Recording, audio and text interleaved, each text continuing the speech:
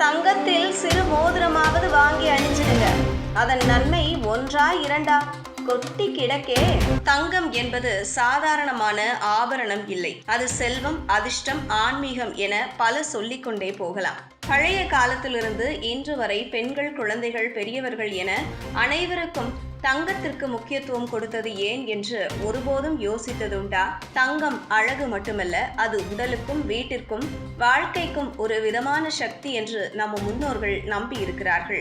ஆனால் வீட்டில் தங்கம் வைத்திருக்கும் போது சில தவறுகளை செய்யக்கூடாது என்று எச்சரிக்கிறார்கள். உதாரணத்திற்கு, தங்க நகைகளை ஈரப்பதமுள்ள இடத்தில் வைப்பது மிகப்பெரிய தவறு. அப்படி வைத்தால் தங்கம் தனது இயல்பை இழந்துவிடும். அதே போல தங்கத்துடன் இரும்பு அல்லது ஸ்டீல் பொருட்களை சேர்த்து வைக்கக்கூடாது. தங்கத்தை சுத்தம் செய்யாமலோ பாதுகாப்பில்லாமல் வீட்டில் அதிகமாக சேமித்தால் அது நஷ்டத்தையும் ஆபத்தையும் ஏற்படுத்தும்.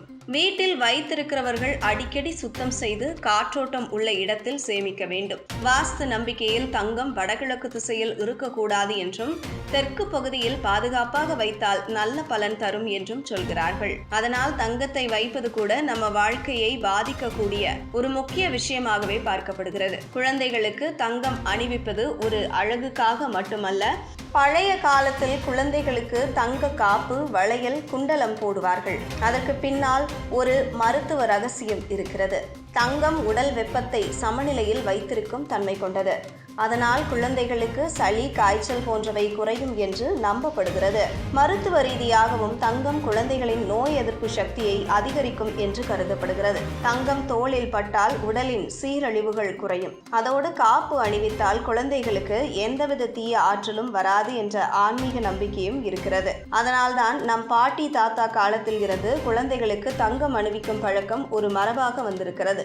அதே போல தங்க மோதிரம் பற்றி பார்ப்போம். தங்க மோதிரம் எந்த விரலில் அணிந்தால் நல்ல பலன் தரும் என்று கேட்டால் நம் பாரம்பரியம் ஒரு சுவாரஸ்யமான பதிலை தருகிறது. மூன்றாவது விரல், அதாவது ரிங் விரல், சூரியன், சனி, குரு கிரகங்களுடன் தொடர்பு உள்ளதாக கருதப்படுகிறது. இதனால் அந்த விரலில் மோதிரம் அணிந்தால் அதிர்ஷ்டம், குடும்ப நலம், செல்வ வளம் கிடைக்கும் என்று நம்புகிறார்கள். சிலர் சுட்டு விரலில் தங்கம் அணிவதை தவிர்க்க சொல்கிறார்கள். அது அகம்பாவத்தை அதிகரிக்கும், மன அமைதியை கெடுக்கும் என்று கூறப்படுகிறது. ஆனாலும் ரிங் விரலில் தங்கம் அணிவது உலகம் முழுவதும் பின்பற்றப்படும் ஒரு வழக்கமாகவே உள்ளது. திருமண வளையலுக்காகவும் அதே விரலைத்தான் தேர்வு செய்கிறார்கள். அதனால் தங்கம் அழகை மட்டும் தருவதில்லை, வாழ்க்கையே மாற்றும் சக்தி கொண்ட ஒரு ஆபரணம் என்று சொல்லலாம்.